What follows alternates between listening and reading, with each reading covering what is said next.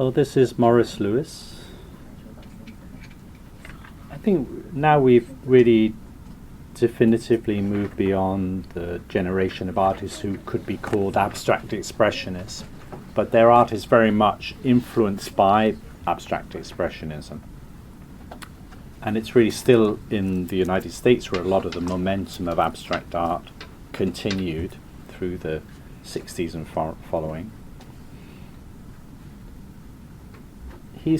We're looking at his painting Floral of 1959, and I think it's clear that he has taken something from Pollock. You know, there's that sense of just pouring paint onto a surface, but instead of in linear skeins, he's pouring a kind of wave of paint, which is then absorbing into the surface. It's something he got at his style via Helen Frankenthaler's lessons about Pollock. He visited Helen Frankenthaler's studio in 1953 and saw her Mountains and Sea work we were just looking at that was made in 1952.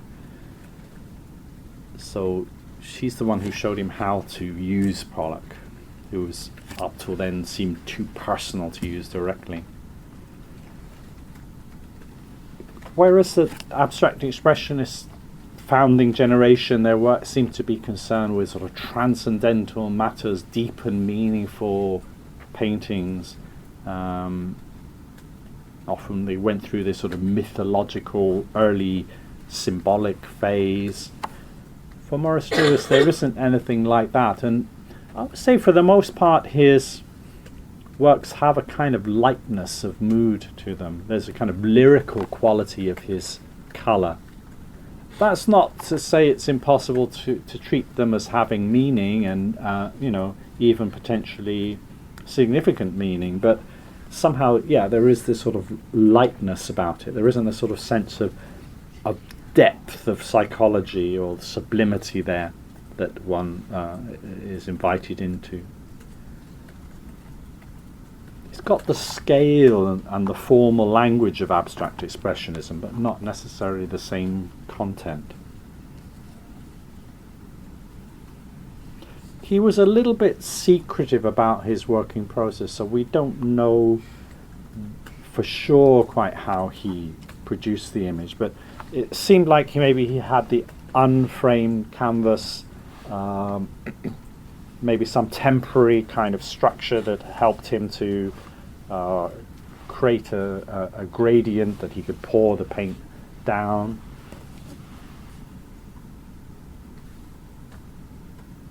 The flows may be coming from different directions. So sometimes the direction of flow is upwards in the painting rather than downwards. So it works against our expectation of gravity.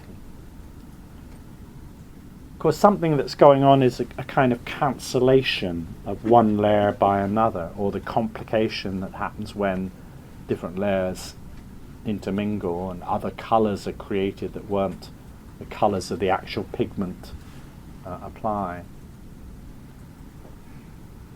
You get this slightly kind of bleeding effect at the edge of the areas of pigment. Again, it's a slightly, like Frankenthaler, a slightly watercolory effect, very sort of watery quality to his work. That sense of cancellation as the method of making painting comes through very clearly in this work, Vav of 1961. Here one feels probably he was pouring from what is now the bottom end of the painting, pouring down this way, but then the painting is elevated this way up on a vertical surface as paintings are hung. So that gives a sense of anti-gravity, sort of energy of this form rising up in front of us. Cancellation is sort of a strategy pushed to an extreme here, because so many layers, or maybe it's not the number of layers, it's also to do with the opacity or the darkness of the colour used. cancelling out the marks that were made before. So mostly it's the top layer that is showing through, and we just have little hints of the kind of rainbow colours beneath, just showing around the edges. So cancellation is a more extreme strategy there than in floral.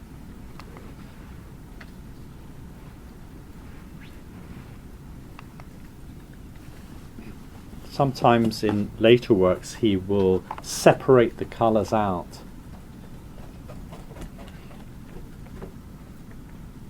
In these works that have this kind of rainbow-like format, such as Alpha Pi of 1961.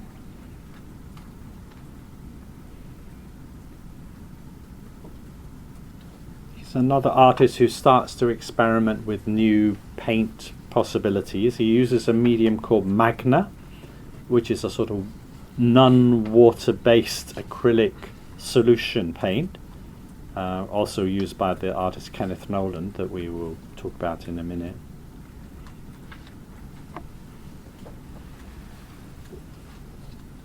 In this work, each poured colour is almost completely separate from the next. There are just a few moments where one colour contacts another, or here it even sort of overlaps and drips over. So then little tiny incidents like that become major factors in the drama of the painting. Because there's so little else going on, then those kind of things are elevated to be major, pictorial incidents that you would never notice in a crowded realistic painting. So abstraction allows certain possibilities. Sorry. And I would say this is again a very large painting. I think you have a sense of the scale from the architecture behind.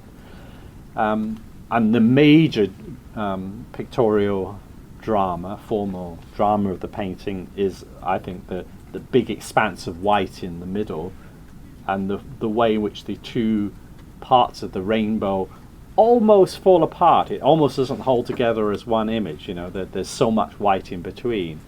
It's just that the limits of what I think could read as a unified image, if you push them a little bit further, the whole thing would sort of fall apart, I feel. If you brought them closer in, that sense of tension would be lost, Maybe it's like in a piece of music, how long should the silence be? If it's too short or too long, it doesn't quite work.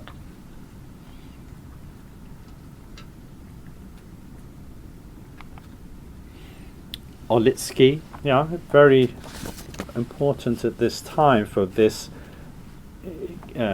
generation of artists after abstract expressionism. This is his Irkutsk Dawn.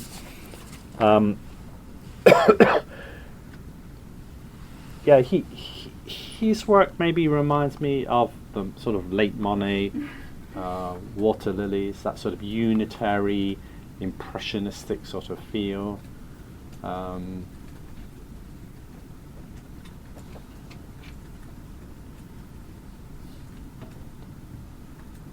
Almost pushing to the point of being decorations. Again, you don't have that sense of a kind of inner depth of meaning and spiritual struggle. A lot of this kind of art, Olitski or Lewis, was often justified by critics at the time in a more formalistic way. So a critic like Clement Greenberg was very powerful at that time. Even when he looked at Jackson Pollock, he would look at it as being art that was really concerned just with formal issues, not with content. I think that's a kind of misreading of that earlier art, but maybe not so much of a misreading of this later art. Kenneth Noland, of this same generation, Lewis, Olitski, and Noland. Noland actually was there when Maurice Lewis went to visit Franco Fala's studio, so that the two of them sort of knew each other. He's someone who got his education after the Second World War. There was something called the GI Bill, which was money for ex-soldiers to get an education after the war, to catch up with the lost years. And quite a few artists got a chance to study using that. Sam Francis, for instance, went to Paris and managed to have international experience.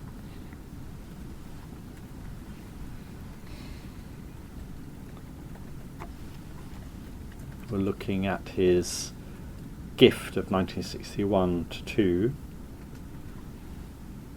Sort of layering of circular sort of layering of colour one against the other. One has a sense of colour as alive, how you read one colour against the next colour, and it seems to be active.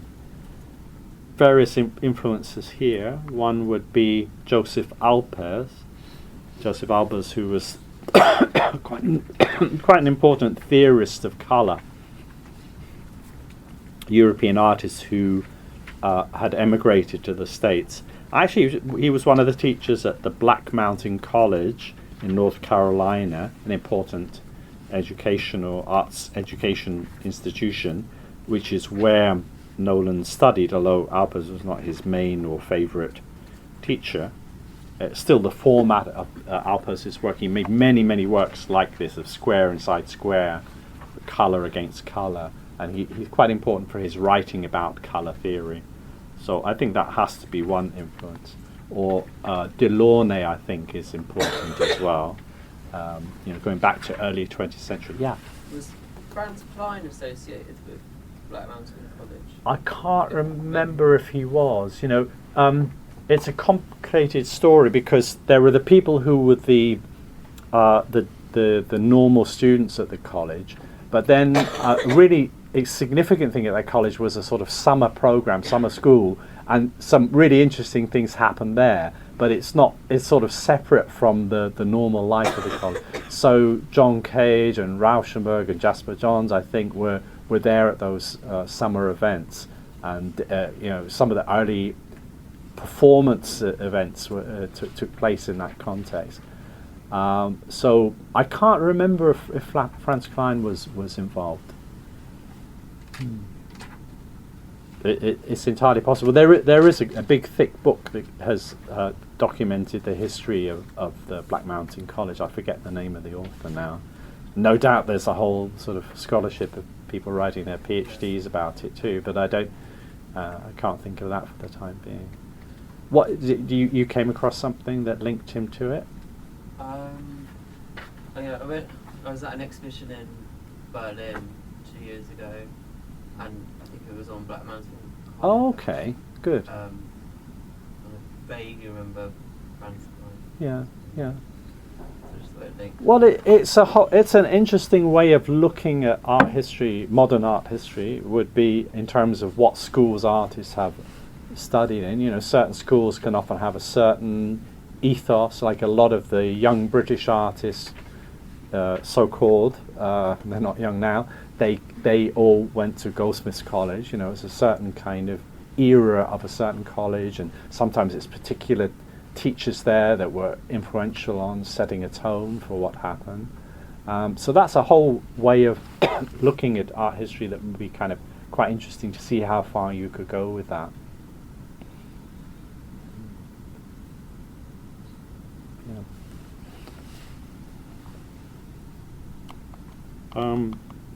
So okay, this is another thing for this sort of target format, is that he would have seen a Jasper John painting, which I'll show you later when we look at him in his own right, Target with Four Faces of 1955, which was on the cover of the 1958 January 1958 Art News magazine. Magazines are a very important way in which you get to know what was happening in the art scene.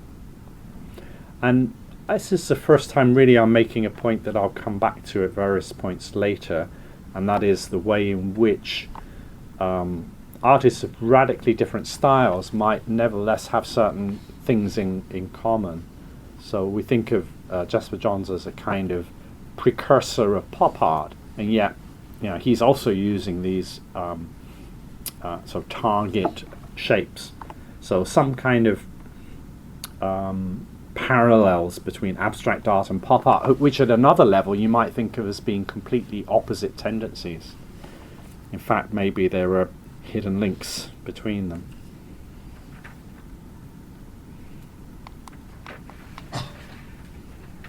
Here he's starting to use a shaped canvas. I should clarify that the white is not part of the image. That's just a sort of background. So I think. Oh, sorry.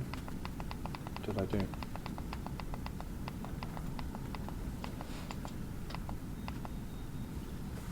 Here, maybe you feel there's a sort of image within an image. You know, you've got a circular form against a squarish background.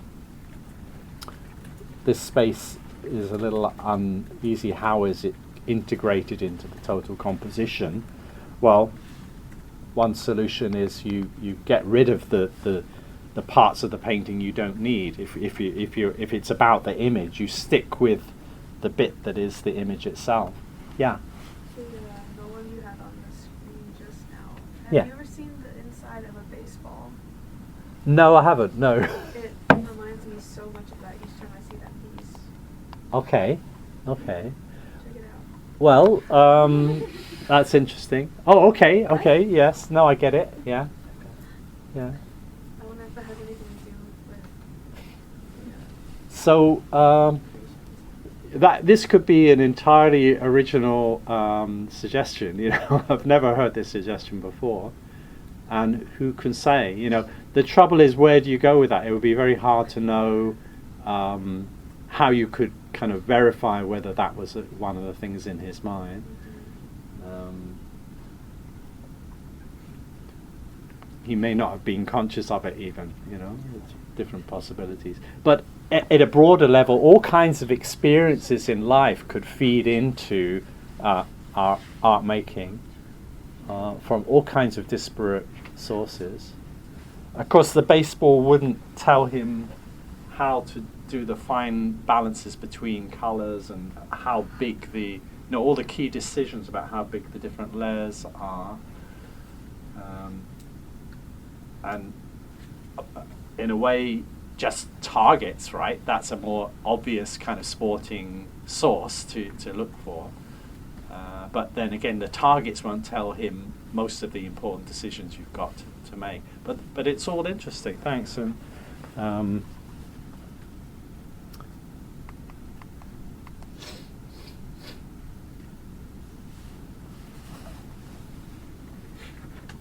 so it ties in with this thing I've been saying about abstract expressionism, about the unitary nature of the canvas. Or one way to create the unitary nature is to make sure anything that's not part of the image, you cut that out. You know, so you're shaping the canvas to the image. So that it's not a sense of forms against the background. The forms are the entire image. There's a unity there. Very, very simple, just 5 colors, but and it's abstract. There's no perspective. There's no sense of a depth you could walk into. But nevertheless, there is a kind of optical sense of space. One can read it as a fat surface with these sort of chevron marks. Even there, well, does this yellow exist underneath all the other colours, you know, and they're sort of smaller colours laid flat on top of this yellow, so they're of different sizes. That's one way of reading it. So the yellow has a kind of phantom existence underneath there. There is no yellow, but we sort of feel the yellow there, you know, we feel all the other colours underneath. Do you know what I mean? But that's just one way of reading it. And then, of course, there's the possibility of reading it as three-dimensional form, as if this is the edge of a pyramid, you know, and the red is the top of the pyramid, the yellow is the base of the pyramid, something like that. So it shifts. Of course, you could read this as somehow a form that buckles inwards, so this is the farthest away form. That's maybe a little harder to sustain that reading, but potentially there could be such a shape that was was like that, if everything was in a certain way.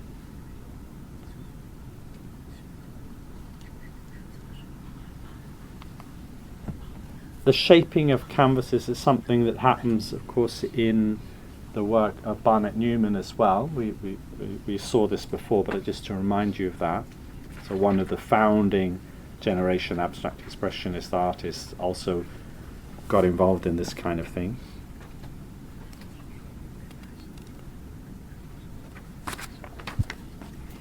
He spent some time in Paris in 1948. As I say, Sam Francis is another American artist. Ellsworth Kelly is another American abstract painter who spent time in Paris, also Paul Jenkins.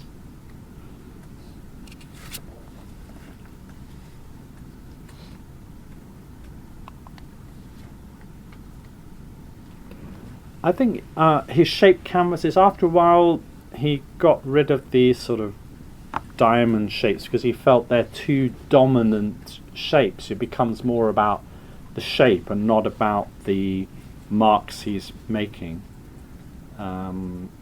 So he kind of played down that very easily to recognize shape. Oh, here's another example of a shaped canvas. This is Mondrian, of course, also using a sort of diamond-shaped canvas of some kind. Much earlier. Back to Kenneth Noland. So that was Mach 2 of 1964 by Noland. This is It's Mine of 1969. This is a fairly long, elongated canvas format. For some of these, probably for this one, he didn't make the decision about how long the lines are going to be till the very end. He cropped it at the end, so that the decision about the length of the lines is kind of like the last decision to make, rather than this decision made. So it's made in terms of what actually works at that scale, what visually works. So he, in this kind of work, he was using masking tape. I think for the chevrons and the circles, the earlier ones, he was doing it all just freehand. But then for these works with these very long, thin lines, he was using masking tape so that he wouldn't mess up, to isolate each bit of color while he's working on it. And he would, he used brushes, I think, but he also uses squeegees or sponges as a way of putting on the paint. And when he's doing the circle ones, I think he was using rollers. So different kind of tools, getting away from too much sense of the human touch. So the color just is there in an impersonal way. That's the effect he's after. Working at this time in series, so there's a series of works in the same format, then explores different color possibilities within that. Shape is not the important thing. The shape is to serve as the vehicle for color, is his thinking.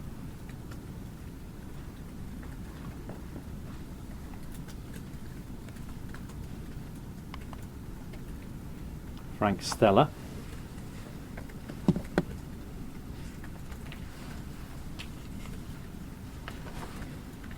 Well, this is an image we already saw in, or this kind of image at least, in the tutorial. Well, in fact, this particular one. So this is the Die Fahne hoch, 1959. It's given this a Germanic title to it. That phrase is actually, it's the first line of a Nazi song called the Horst Wessel song. It's actually banned in Germany, I believe, because it's just associated with a nasty Nazi era. They're, in the same way as it's taboo to use it's illegal to use swastikas in Germany. You just can't. So this is also a taboo thing. to sing that song. So he's giving a very hot title, if you want to put it that way, to a work that is, pretty cool in its stylistic approach. That's a kind of a deliberate contrast. I think it's a little bit like what you get with some pop art. You get a very cool presentation of some very hot event. We'll see this, like a scene from a comic book scene from a warfare, a plane being shot down, but it's presented in this really cool, detached way. Same thing we're having here. Well, at a certain early point in his career, he's doing this almost monochrome thing. That was almost be an interesting theme in its own right about black and white. We've seen today various artists that are concerned with black and white. We've seen Motherwell and Klein, and we saw that de Kooning went through a black and white phase, and Pollock went back to a black and white phase relatively late on in his career. Various different influences on that. I talked about Chinese-Japanese ink painting. Also, Guernica was a big influence on that, because Guernica was in New York in the Museum of Modern Art.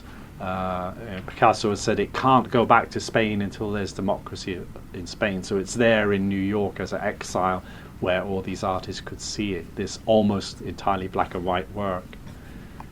Perhaps that's less important for Frank Stella, but it's interesting that there are so many artists for whom black and white is important. It becomes really an artist who's more well known for his colour in later work, so it's interesting that he does go through this black and white phase. Very, very simple, and somehow the process of making is sort of revealed in the final work itself. The idea is very simple. He also moves to shaping canvas. You can see there's a kind of similarity between these two works. This is the Die Fahne hoch of 1959. This is 6 Mile Bottom of 1960. Very, very similar, where a certain form is then repeated around and around and around, except there's this sort of dead space in the middle, so he just gets rid of it.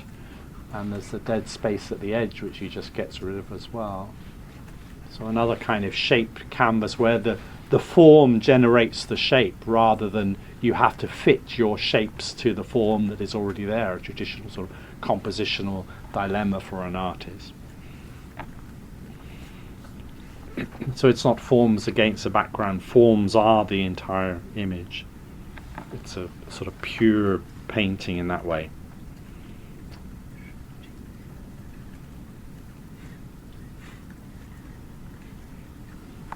Stella says, only what can be seen there is there. This very sort of matter-of-fact attitude. What you see is what you see. It's not a painting with deep hidden meaning. It's only about what is there.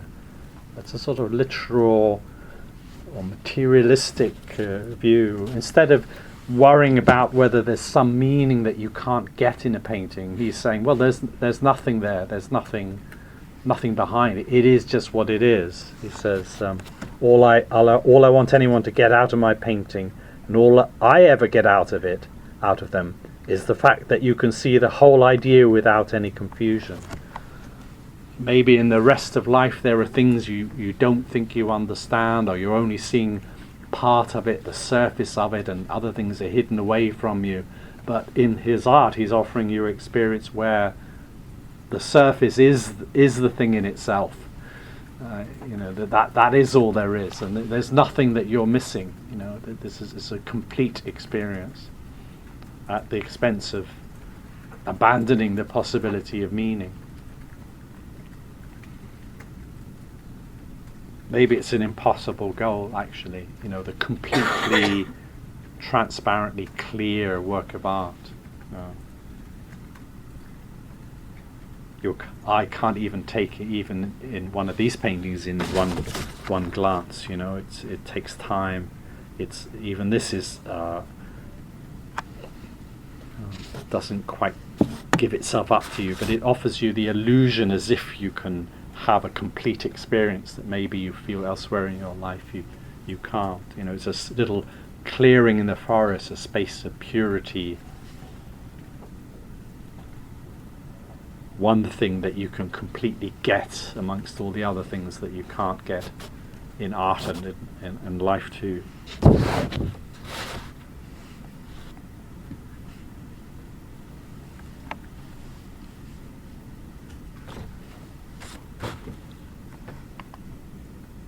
Yeah, another shaped canvas, Sydney Guberman, 1963.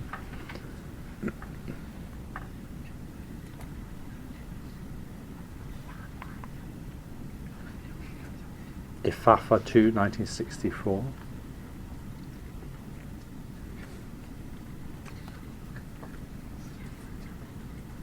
Oh, sorry. That was Valparaiso, Flesh and Green, 1963. This is Ifafa 2, 1964. You can see there's a sense of logic linking from one to the next. He's again working in, like Noland, in series. As does pop artists like Andy Warhol. You know, this is his Marilyn Monroe's or his soup cans or whatever. There's a certain kind of series-like quality. Jasper's Dilemma, 1962-3. And very closely related, Hyena Stomp, 1962.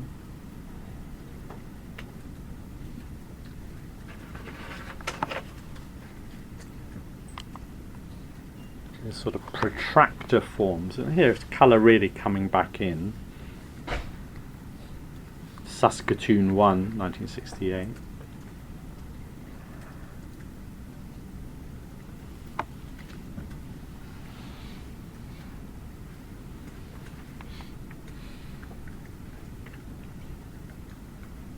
Takti Suleiman Variation 2, 1969.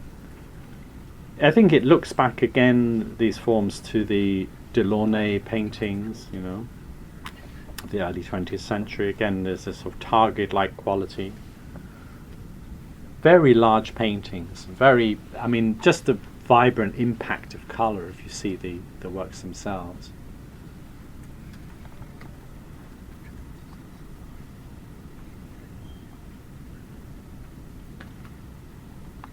But then something interesting happens towards the more recent period, you know, from the 1970s onwards. In works like this, Guadalupe Island, Caracara, it's going back to a sense of touch and the way that the paint is applied. Again, you do still have these sort of strange shapes, but they become three-dimensional, cut-out forms that his images are assembled out of. They become reliefs and even sculptures, sometimes made from the negative shapes left over when forms are cut from sheet metal. But a different kind of colour, this sort of garish kind of decorative colours associated with popular culture. Sometimes there's sort of glittery effects, little kind of things that look more like some detail from a pop art painting sometimes. So it's almost like he's having a kind of postmodern moment. You know, up till then he'd been looking to purify his art to the most pure abstraction, purified of meaning, purified of background, and then suddenly he's going through some kind of crisis, really. There's a book he produces after this moment of change called Working Space, where he's trying to talk about his painting at that point. And it's kind of interesting in a way, trying to, if you like, it's an abstract painter saying, what's the role of abstract painting if we can't believe in, you know, that the solution is a kind of simplified purity, if we don't believe in all that purity anymore, and we don't believe in the deep meaning of the abstract expressionism anymore, what can we do? Can we still go on making abstract painting, and how would we justify it? What would it be? What would abstract painting be? How do you become an abstract painter in an age after abstraction? After abstraction was seen as the solution, I mean. You know, for the people who invented abstract art, it was deeply important thing, Kandinsky or Mondrian. It's the only way you could paint, and it's important to convey a certain sort of spiritual meaning. But if you feel, well, you know, we're living in a postmodern world where you could paint abstract if you wanted to, or you could paint realistic if you wanted to. It's as if abstract art is going through a kind of crisis that's similar to the crisis that realist artists had already gone through. Yeah, you can be a modern artist and still use realism. It's one style, but it's just a style. It's not truthfulness. Don't confuse realism and truthfulness. But yeah, go ahead. If you think that there's a useful way of being a realist artist, you do it. But now the same is also applying to abstract art. Yeah, sure, abstract art, fine. Be an abstract artist, but don't think that you're somehow more pure and you can find some purity that other art doesn't have. No, it's just another way of making painting. So, yeah, the dilemma of abstract art in a postmodern environment. This is a very brief aside. I just want to introduce. This should feel slightly disjunctive in a way. I want to introduce one Chinese artist at this point, Zhao Wuji. And it's sort of okay to introduce him because he was the one Chinese artist who was part of the Western art, abstract art story. You know, you'd find him in books about modern Western art. Zhao Wuji is what he was called instead of Zhao Wuji. And he's a Paris-based artist, and he stands in not just for Chinese art, but for European in abstract art of this time. So he had a kind of breakthrough moment to abstraction of a gestural kind, and you know, I think you can say part of that influence of that was Chinese calligraphy, maybe early archaic seals script or oracle bone script, characters and things like that, finding a way through to abstraction. Maybe some of his later works have a feel of a landscape about them, so there may be some relationship to Chinese landscape painting, but because he's painting in oil, he has a distance dialogue with the Chinese tradition that prevents him being absorbed by that very powerful tradition. Okay, that's the end of that brief aside. Then back to, well, this is an English artist. She is Bridget Riley, her Cataract 5 in 1968.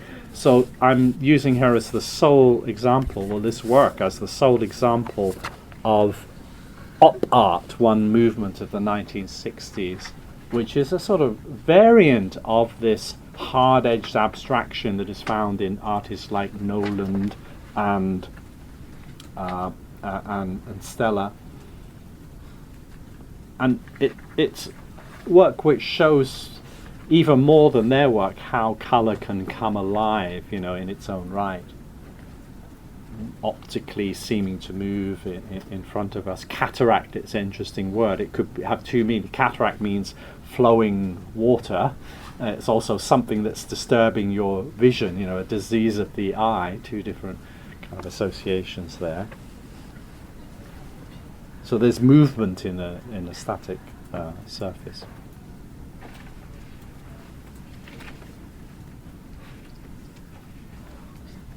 Op art is interesting. That one thing that's interesting about it is that it's one of the high art forms that immediately became popular culture. You know, immediately after Bridget Riley exhibited her paintings, you'd see fashion designers producing op art dresses and all this kind of thing. It would enter into graphic design and become part of kitsch popular culture immediately.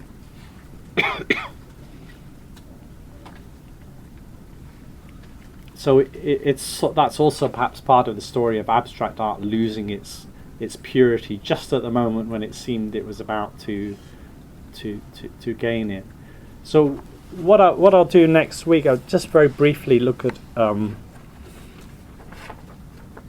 a few other artists that belong to this sort of picture of postmodern use of abstraction. Richter would be the main example I will look at, the German artist Richter. And then we'll move on to look at pop art.